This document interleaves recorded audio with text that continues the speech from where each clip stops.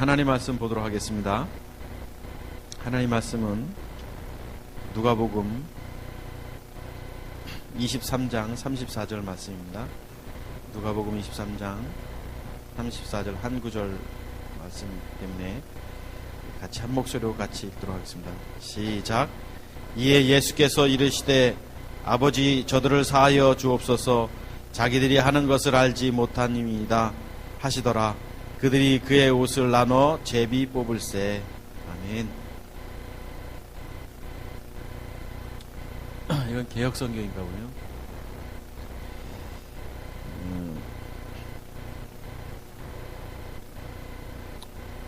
어떤 분이 교회를 가기 싫다고 어머님 교회가 가기 싫습니다. 무슨 소리 하는 거냐.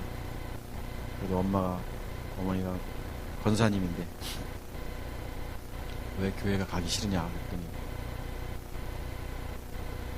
교회 가면 뭐 헌금이나 하라고 하고 또 서로 자기들이 옳다고 다투고 결정적인 이유는 교회 가면 목사님 설교가 별로 이렇게 은혜도 못 받겠고 감동이 없어서 교회 가기가 싫습니다. 이렇게 얘기를 했습니다.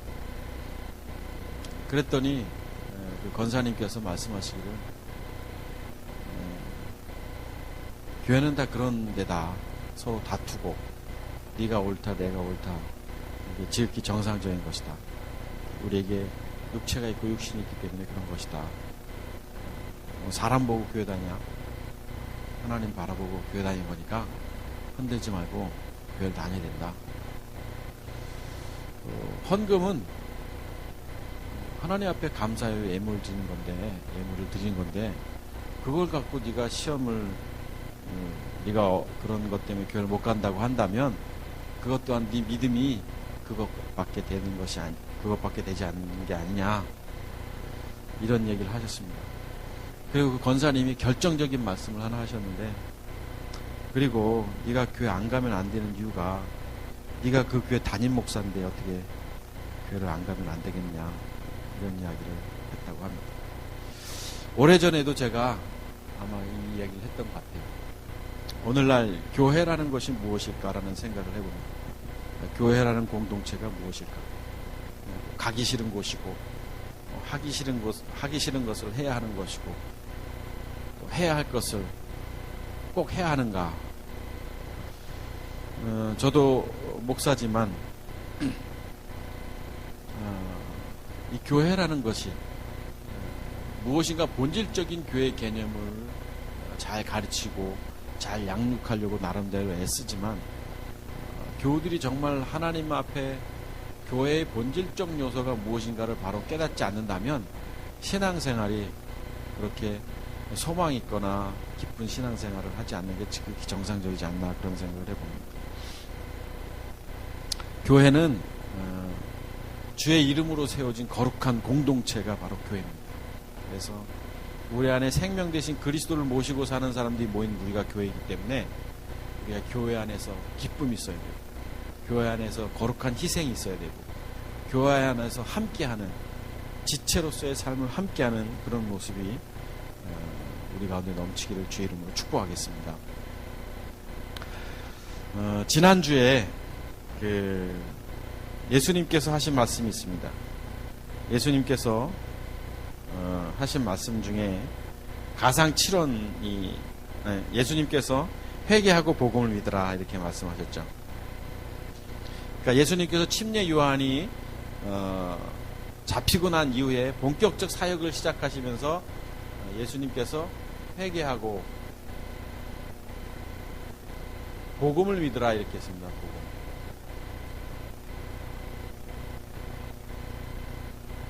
회개하고 복음을 믿으라. 무슨 그림자가 생기네요. 그죠? 바탕화면인가? 자, 회개하고 복음을 믿으라, 이렇게 했습니다. 이게 지난주 우리가 봤던 말씀입니다. 예수님의 첫 사역의 메시지는 이제 회개였고 복음이었습니다. 그러니까 회개라는 것은 본인이 어떤 존재인지를 깨닫는 것이죠.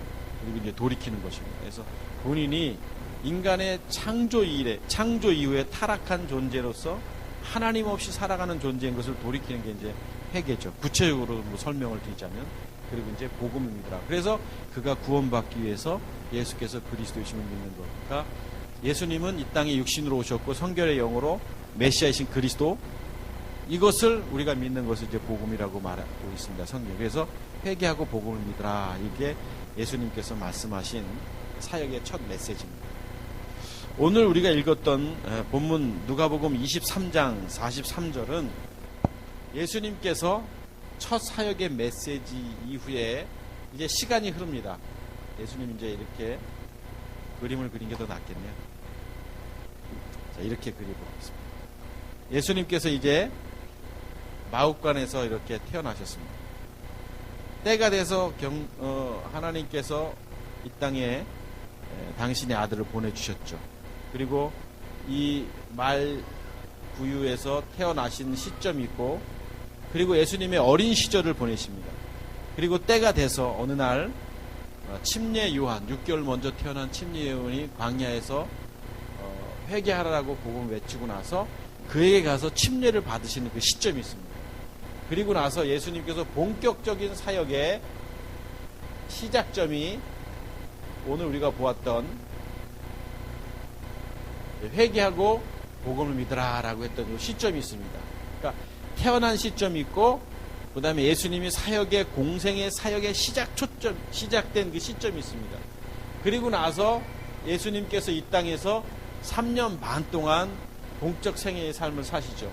제자들을 부르셨고, 제자들을 가르치셨고, 또 많은 사람들에게 표적과 기사, 이적을 통해서 복음이 무엇인지를 깨닫게 해주셨던 많은 시간들이 있었습니다.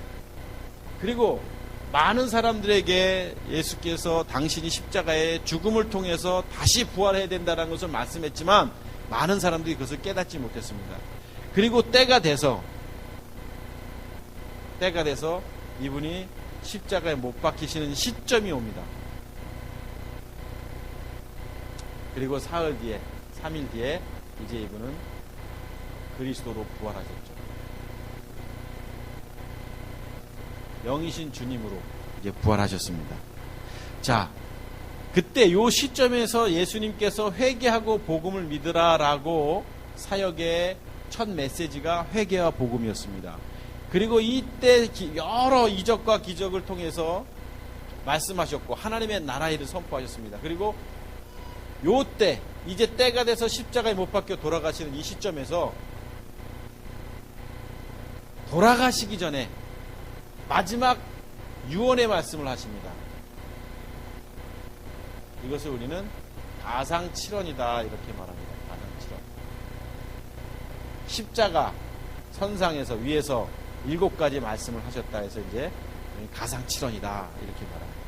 십자가상에서 돌아가시기 전에 하신 7가지 말씀이 있는데 그것이 가상칠언인데, 그 첫 번째 말씀이 바로 오늘 우리가 읽었던 누가복음 24장 34절의 말씀입니다.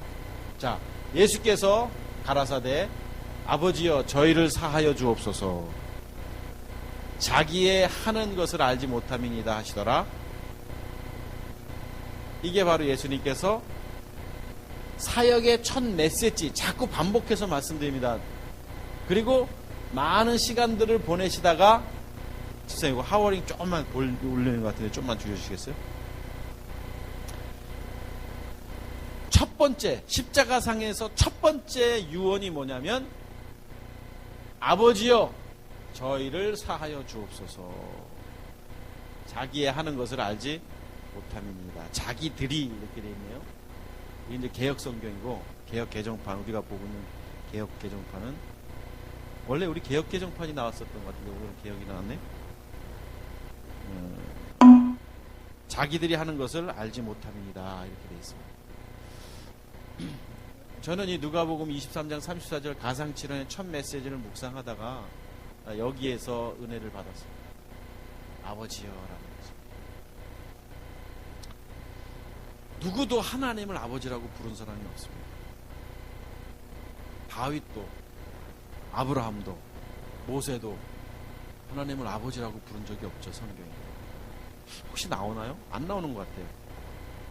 하나님은 거룩한 대상이었습니다. 35절로 넘어갔는데, 하나님은 거룩한 분이셨고 감히 하나님의 이름 여호와 야훼라는 이름을 부를 수 없었습니다, 사람들이. 그런데 그분한테 감히 구약시대 때 이 사고 속에 하나님을 아버지라 부를 수 있었던 사람이 아무도 없었던 것입니다. 예수님만 이 땅에 육신의 몸을 입고 오셔서 아버지여, 너희는 이렇게 기도하라. 하늘에 계신 우리 아버지여, 아버지여. 이렇게 하나님을 아버지라고 아마 최초로 부르신 분이 예수님이지 않으셨을까? 많은 사람들은 하나님을 아버지로 생각하지 않았었습니다. 그런데 예수님께서는 아버지다라고 부르시면서 우리에게도 또한 하나님이 아버지다라는 것을 가르쳐 주신 분이 바로 예수님이셨습니다. 그래서 진정한 그리스도인은 아버지가 두 분이죠.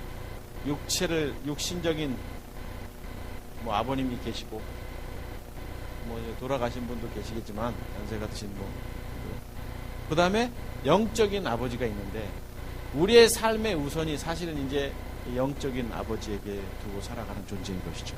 영적인 아버지. 육신적인 아버지도 있지만 하나님을 아버지로 모시는 자가 진정한 행복한 사람인 것을 말하지 않아도 우리가 잘 알 것입니다. 그런데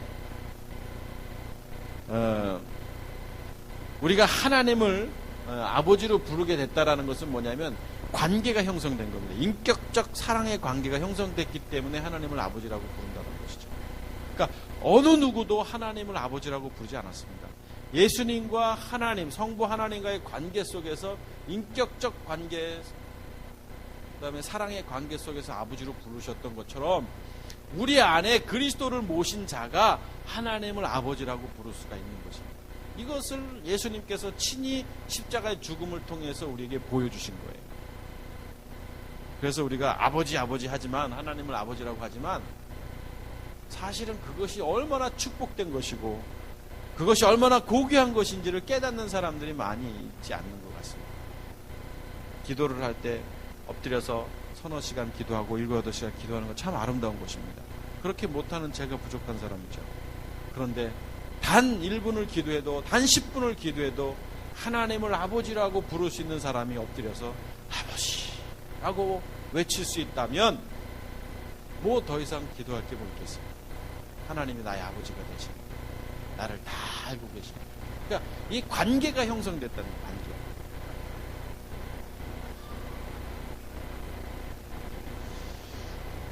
다시 말하면 하나님을 아버지로 부를 수 있는 관계가 형성됐다는 건 뭐냐면 죄의 문제가 해결됐다는 것이죠. 하나님과의 단절된 관계가 회복됐다는 것입니다. 그래서 하나님께서 예수님께서 하나님께 아버지여 라고 이렇게 기도하신 것 속에서도 깊은 의미가 있죠. 자, 가상칠언의 첫 번째 유언이 이제 34절이라고 했는데, 자, 아버지여 저희를 사하여 주옵소서 이렇게 되어 있습니다. 저희를 사하여 주옵소서 이렇게 되어 있습니다. 저들을 사하여 주옵소서, 이제 같은 거니까.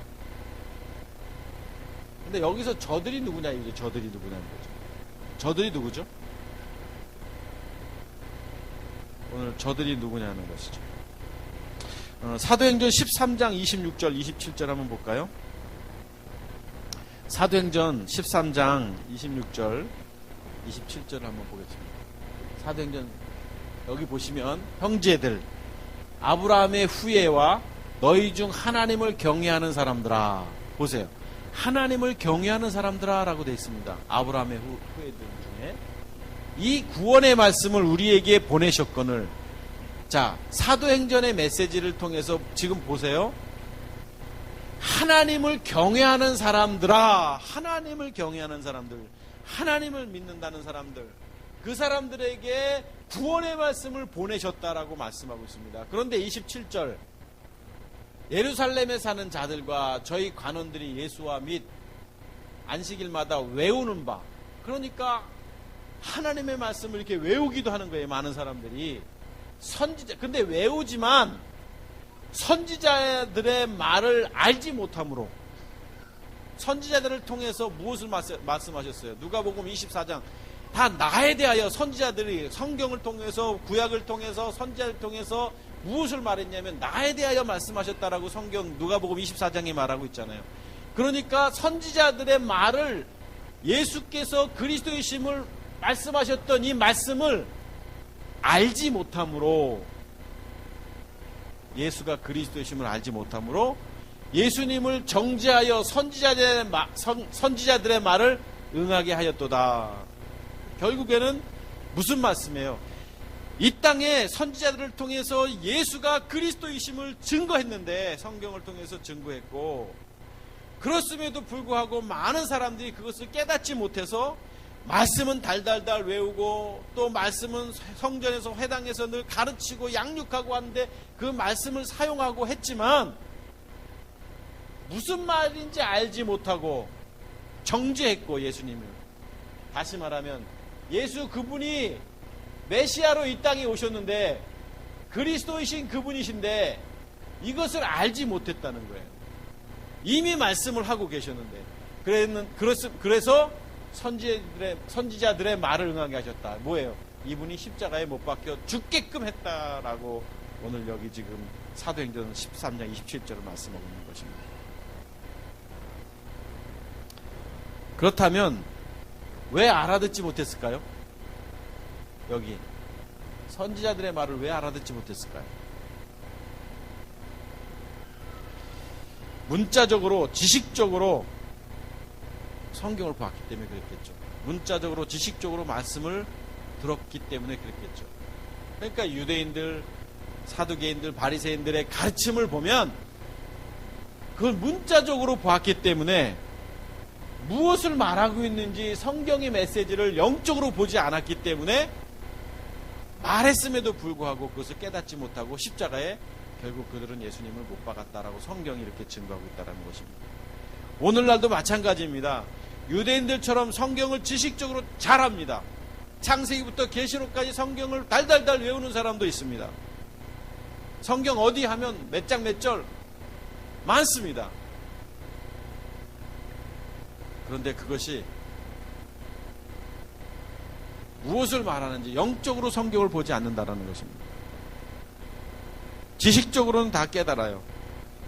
하지만 그것이 무엇을 말하는지, 성경이 말하는 복음의 메시지가 무엇인지를 깨닫지 못하기 때문에 다시 한번 예수님을 오늘날에 십자가에 못 박는 어리석은 자들의 모습이 오늘 현대 그리스도인들의, 현대 믿음을 가졌다는 사람들의 모습이랍니다.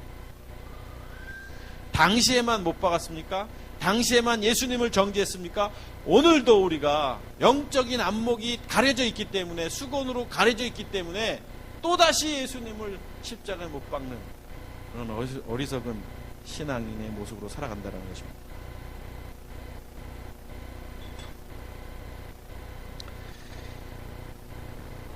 누가복음 18장 31절 34절 한번 보시죠. 누가복음 18장 31절 34절을 보면 예수님께서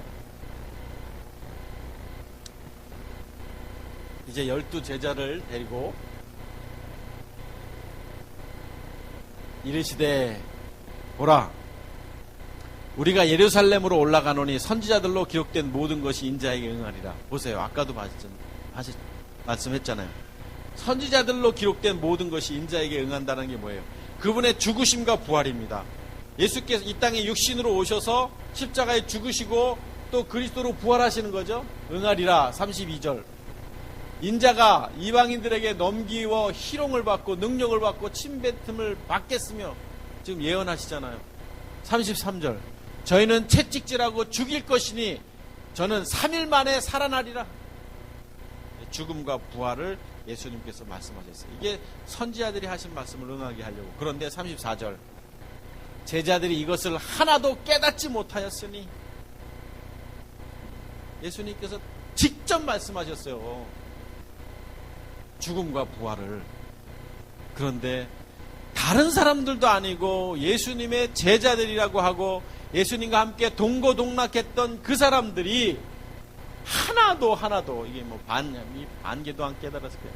하나도 깨닫지 못하였으니 그 말씀이 깨닫지 못했던 이유가 무엇 때문에? 감추어였으므로 감추었습니다. 이것을 뭐라고 표현하냐면 시크릿, 비밀이라고 표현하는 거죠. 그래서 갈라디아서에서는 복음의 비밀, 그리스도의 비밀 이런 표현들을 쓰고 있습니다. 감춰진 거예요. 감춰진 거예요. 감추신 이유가 있죠. 저희가 그 이르신 바를 알지 못했고, 그러니까 복음의 말씀이 감춰졌기 때문에 그런 거예요. 또 로마서 16장 25절 26절 볼까요? 로마서 16장 25절 25, 6절을 보면, 로마서 16장 25절 26절을 보면, 나의 복음과 예수 그리스도를 전파함은, 예수께서 그리스도이심을 전파함은 영세 전부터 감추었다가, 여기도 감추었다. 26절, 이제는 나타나신 바 되었고, 영원하신 하나님의 명을 쫓아 선지자들의 글로 말미암아 모든 민족으로 믿어 순종케 하시려고 알게 하신 바 그 비밀의 계시를 조차 된 것이니 이 복음으로 너희를 능히 경고케 하시는, 이렇게 표현하고 있습니다. 여러 군데 말씀하고 있어요. 아까도 말씀드렸습니다만 골로새서 1장 26절 27절 한번 볼까요? 우리가 자주 보는 말씀이죠. 골로새서 1장 26절 27절을 보면, 자, 이 비밀은 뭐예요? 선지자들을 통해서 전해졌던 복음의 메시지, 비밀, 십자가의 죽음과 부활, 요나의 표적을 통해서 말씀하셨던 주님의 그 가르침, 성전을 헐라 사흘 만에 내가 다시 일으키라고 말씀하셨던 그 말씀들, 이 비밀은 만세와 만대로부터 오므로 감춰졌던 것인데 이제는 그의 성도들에게 나타났고, 하나님이 그들로 하여금 이 비밀이 영광이 이방인 가운데 어떻게 풍성한 것을 알게 하려 하심이라. 이 비밀은 결국 무엇이냐? 너희 안에 계신 그리스도다. 그리스도. 그러니까 성경이 말하는 시크릿, 이 비밀은 뭐냐? 그리스도다. 그리스도. 성경은 선지자들을 통해서 무엇을 말했느냐? 그리스도에 대해서 말하는 거예요. 그리스도. 그럼 예수님은 누구냐? 이분이다. 이거예요. 이분이다. 육신으로 오신 분이 이분이 예수님이다. 그리고 십자가의 죽음을 통해서 다시 원래이신 그리스도로 부활하신 분이다. 이것이 성경이 말하는 비밀인 거예요. 죽음과 부활, 죽음과 부활.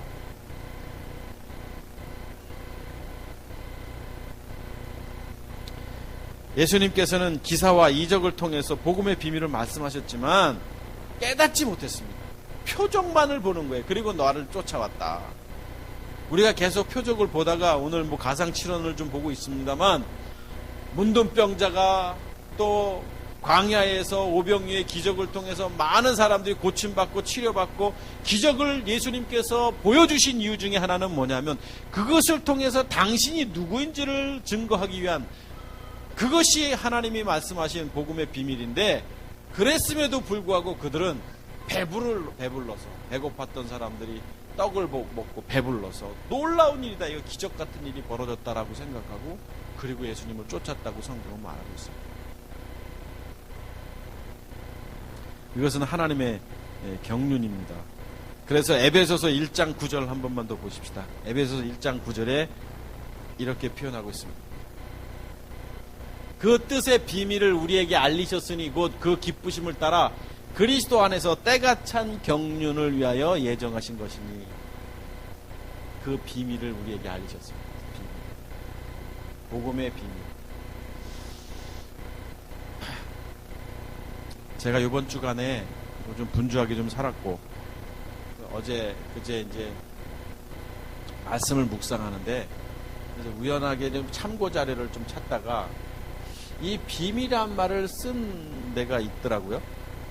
그리고 그리스도에 대한 이야기도 하고. 여러분, 이게 그 유광수 목사가 하는 이 다락방이라는 데가 있습니다. 우리 교단에서도 2단으로 정지했고, 장로 교단에서도 2단으로 정지한 이 다락방이라는 데가 있습니다.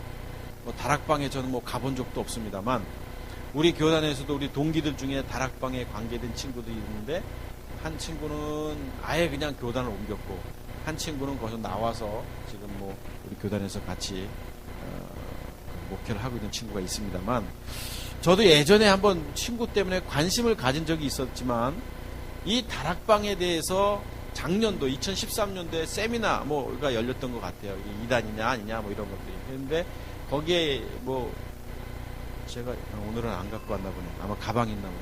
한 17장 A4 용지로 17장 정도 되는 그 요약된 것이 있길래 제가 한번 보는 중에, 왜 다락방이 이단인가 뭐 여러 이유가 있어요.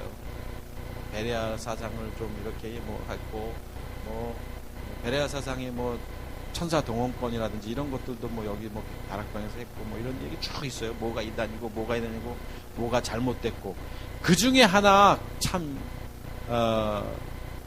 그분들이 이 다락방의 문제점을 지적하면서 얘기한 게 비밀이다. 그러면서 예수와 그리스도를 구분짓는 것에 대해서 이단화했더라고. 그러니까 구분짓는다라는 것은 제 표현이고, 그래서 다락방에 다니는 다락방에 발 담았던 친구한테 한번 기회가 되면 물어봐야겠어요. 그들이 생각하는 그리스도는 누군가? 성경대로 지금 말씀하신 건 다 성경입니다. 그런데 그들은 그 이단으로 정지한 그분들은 세미나 가운데 뭐라고 했냐면, 이 그리스도가 성경이 어떻게 보면 성경이 말한 그리스도이지만 다락방에서는 그 그리스도가 아니다. 다른 그리스도다라고 표현하고 있는 거예요. 다른 그리스도. 그럼 우리 교회는 지금 예수와 그리스도를 구분짓고 있는데 다른 그리스도인가요? 그래서 제가 이거 책을 잘 내겠다. 왜냐하면 책이 이제 제목조차도 바이블 시크릿이고, 육체의 비밀, 복음의 비밀, 그리스도의 비밀, 막 비밀 했는데 이 다락방에서 비밀 했다는 거예요. 그래서 이 책을 보면 또 이상하다. 이것도 리버스교회 연목사님 이거 다락방 하냐 할까봐 이게 지금 조심스러운 거예요 지금. 그래서 책이 자꾸 늦게 나오는 것 같아요. 자꾸 검토 몇 번을 검토하고 있어요 지금요. 그런데 잘 생각하시고 잘 들으십시오. 성경이 말하는 건 뭐냐 이거죠. 성경은 분명히 예수와 그리스도는 한 분인 거예요. 하나님의 관점에서 볼 때는 분명히 한 분이지만, 그분이 이 땅에 육신의 몸을 입고 오셨을 때 잠깐 동안 예수님으로 계신 거고 원래대로 돌아가신 거예요. 우리의 시각으로는 다른 분이지만 하나님의 시각으로 같은 거예요. 근데 다락방에서는 어떻게 얘기하는지 잘 모르겠어요. 그렇지만 다릅니다. 이분은 육신으로 오신 분이고, 이분은 성결의 영으로, 로마서 1장 4절 표현대로. 그런데 거기서 다 비밀, 그리스도의 비밀을 하면서 이것을 문제 삼았길래 제가 좀 잠깐 격길로 갔습니다만, 자, 에베소서 1장 9절에서도 이 뜻의 비밀을 우리에게 알리셨으니 이렇게 했었습니다. 그 비밀이 누구냐? 조금 전에도 우리가 보았습니다만 그리스도다. 그리스도.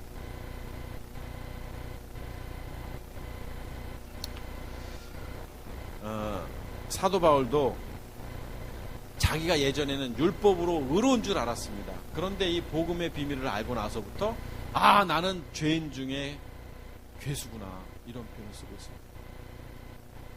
율법의 행위, 종교적 행위 속에 살던 자기 자신을 돌이켰던 거예요. 여러분, 결국 그래서 제가 맨날 이런 얘기 하잖아요. 율법이 뭐냐 이 얘기 하잖아요. 율법. 굉장히 위험한 표현이긴 해요. 이게 사실. 율법 아래 오신 예수님. 이 안에 머무르는 삶이 다 율법 안에 있는 겁니다. 우리는 이분 안에서 나아가야 돼요. 어디로 나가야 되냐면 복음으로 나가야 되는 거예요. 그리스도로. 영이신 주님. 이 여기에 머물러 있으면 이 십자가의 죽음과 부활이 연결이 안 되는 거예요. 많은 분들은 이분이 이분 아니냐, 그래서 예수 그리스도 예수라고 말하지 않느냐라고 말하지만 사실은 구분짓지 않으면 왜 예수님이 율법인지도 제대로 모른다는 거예요. 왜냐하면 저도 예전에 그랬거든요. 왜 예수님이 율법 아래 오셨다고 말하고 있는지에 대해서 이해를 못했어요. 목회를 했고 신학을 공부를 많이 한 저도. 이제는 이해가 되죠. 왜 예수님이 율법 아래 오셨는지, 왜 완성케 하러 오셨는지, 이런 것들은 이제 이해가 되는 거죠. 이분의 율법 아래, 율법은 나쁜 게 아닙니다, 여러분. 하나님이 주신 거예요. 그런데 불완전한 거예요. 이분도 불완전한 거예요. 우리가 이 안에 있는 것도 불완전한 거예요. 어떻게 더 나아가야 되는 거예요. 부활을 통해서. 그래서 율법이 불완전하기 때문에 여기서 이게 나가야 돼. 결국 이게 뭐냐? 육체 안에 머무는 거지, 육체. 그러니까 우리가 육체 안에서 종교 생활하고 거룩한 종교인으로서 이 땅에서 살아가는 거. 그것 갖고는 안 되는 거예요.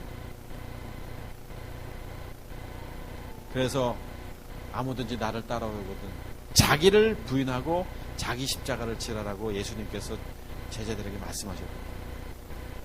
우리의 십자가가 없으면 예수님께서 십자가의 죽음을 통해서 그리스도로 부활했던 것처럼 우리가 죽음이 없이는 부활이 있을 수 없다라는 것입니다. 자, 그러면 다시 한번 본문으로 한번 돌아가 보시죠. 본문으로 좀 돌아가 보면 누가복음 23장 34절을 보면 자, 유언의 메시지입니다. 유언의 메시지인데 가상 7원 중에 첫 번째 말씀 중에 자, 아버지여 저희를 사하여 주십시오라고 되어 있어요. 저희를 사하여 달라, 용서해 달라라는 단어였고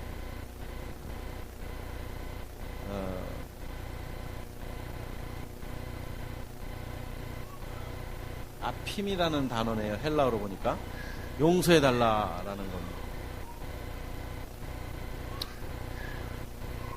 근데 오늘 왜 이렇게 애들 이렇게 떠들어?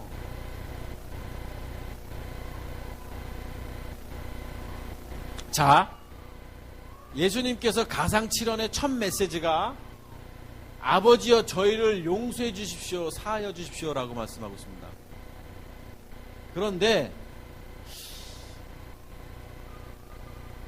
첫 번째 메시지가 회개하고 복음을 믿으라였어요.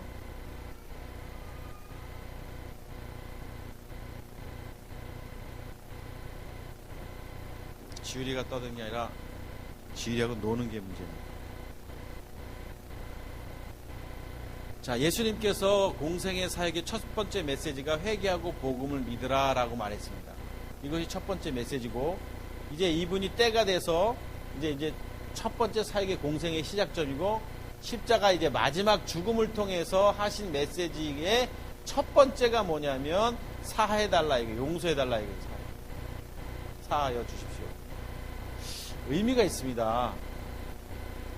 자, 예수님께서 아버지여 저희를, 그러니까 여기가 이제 저희가 누구냐라는 거죠. 조금 전에까지 우리가 계속 보아왔던 누구냐면 유대인들이죠. 하나님의 말씀을 회당에서 가르치고 또 심지어 외우기도 하고 암송까지 했던 그 유대인들입니다. 하나님의 자녀라고 말하는 사람들입니다. 나름대로. 그런데 예수님께서는 지금 가상칠언 속의 첫 번째 유언의 메시지가 이들을 하나님, 성경도 암송하고 나름대로 경건하게 살고 하는 사람들을 용서해 주십시오라고 했다는 거예요. 용서해 주십시오. 그러면 무엇을 용서해 달라는 거예요? 무엇을? 예수님께서 저들을 용서해 주십시오. 차라리 하나님 저들의 죄를 용서해 주십시오 이렇게 표현했으면 오히려 쉬웠을 텐데, 그렇죠? 근데 죄라는 표현을 안 쓰잖아요. 저들을 사하여 주십시오라고 했어요. 뭐 같은 의미지만 좀 의미가 있지 않아요? 저희들의 죄를 사하여 주십시오라고 했다면 그래 죄 이렇게 생각할 텐데, 근데 죄를 얘기하지 아니하고 아버지여 저희를 사하여 주십시오, 이들을 사하여 주십시오라고 했어요. 이들을 사하여 달라는 게 뭐예요? 첫 번째 메시지였던 회개와 복음을 믿지 않았던 거예요. 그러니까 회개하지도 않았고 복음도 믿지도 않았던 저들을 용서해 주십시오라는 거예요. 저들의 죄를 용서해 주십시오라는 말, 뭐 하마르티아라는 단어를 써서 그렇게 말할 수 있습니다. 그러나 예수님께서 오늘 십자가상에서 저들이 회개도 하지 아니하고 저들이 복음도 믿지 않았습니다. 저들을 용서해 주십시오라고 오늘 말씀하고 있다라는 것입니다. 그러면 오늘날 십자가 선상에 예수님께서 오늘 만약에 뭐 예수님은 부활하셔서 그리스도로 되셨지만, 부활하신 주님이시지만, 만약에 십자가 선상에 계셨다면 오늘 우리를 보고 회개하지도 않고 복음도 믿지 않은 그들을 향해서 뭐라고 말씀하셨을까요? 저들을 사하여 주십시오 라고 말씀하셨을 거라는 것입니다. 그러니까 첫 번째 오셔서 그렇게 말씀하셨고, 그 다음에 이분이 평생 동안 공생의 사역 동안 3년 반 동안 회개와 복음, 하나님의 나라에 대해서, 또 당신의 죽음과 부활에 대해서 그렇게 말했음에도 불구하고 그들이 회개도 하지 않았고 복음도 믿지 않았고, 그렇지만 이들은 어떻게? 외우기도 했고, 성경을 가르치기도 했고, 회당에서. 오늘날 우리도 교회가 외우기도 하고 가르치기도 하고 훈련도 시키고, 제자훈련, 영성훈련, 기타 등등. 그런데 이게 없다면, 회개하고 복음을 믿으라, 이게 없다면 예수님의 십자가 선생의 가상 실현이 오늘날도 이루어지고 있는 것은 아닙니다.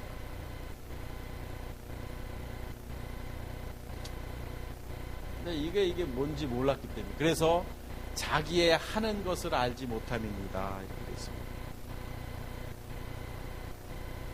자기들이 하는 것을, 여기도 이제 자기들이 하는 것을 알지 못함입니다. 그러니까 이게 옳은 줄 아는 거예요.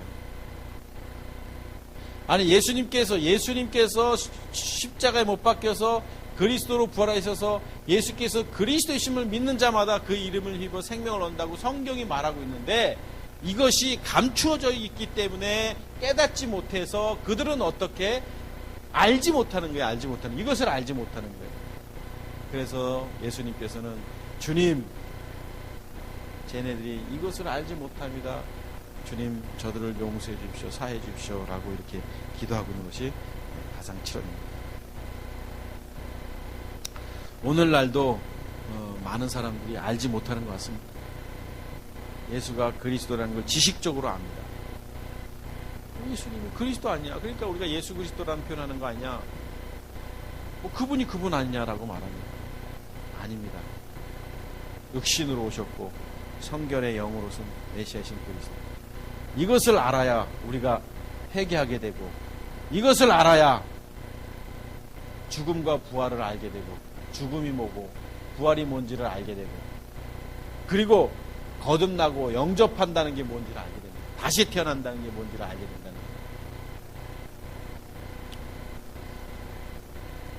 예수님께서 가상 7원을 통해서, 마지막 유언의 메시지를 통해서 이 땅의 한국교회가 아직도 회개하지 아니하고 복음을 믿지 않고 있다면, 2000년 동안 예수님이 십자가상에서 물론 부활하셔서 내려오셨지만 아직도 회개하고 있지 않고 복음을 믿지 않는다면, 아직도 우리는 예수님을 또다시 십자가에 못 박는 어리석은 짓을 하는 것은 아닌가.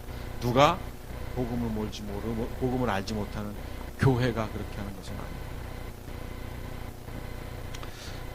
사랑하는 리버스 가족 여러분, 율법의 행위로는 의롭게 할 자가 없습니다. 사도 바울은 그것을 너무 잘 알았습니다. 그래서 그것을 깨닫고 십자가의 죽음이 뭔지를 알게 되었고, 이제 다 배설물로 여겼다. 지금까지 배워왔던, 가르쳐왔던 그 율법의 모든 것들을 다 배설물로 여겼다라고 고백했던 그 사도 바울의 고백이 이 땅의 한국 교회의 고백이 돼야 합니다. 회개하고 복음을 믿어. 그렇지 않은 그들을 위해서 예수님이 십자가상에서 이때 어떻게 했어요? 다 도망갔습니다. 십자가 못 박히시기, 돌아가시기 전에 도망갔고, 못 박히시고 나서도 도망갔고, 몰래 숨겨보다가 도망갔고,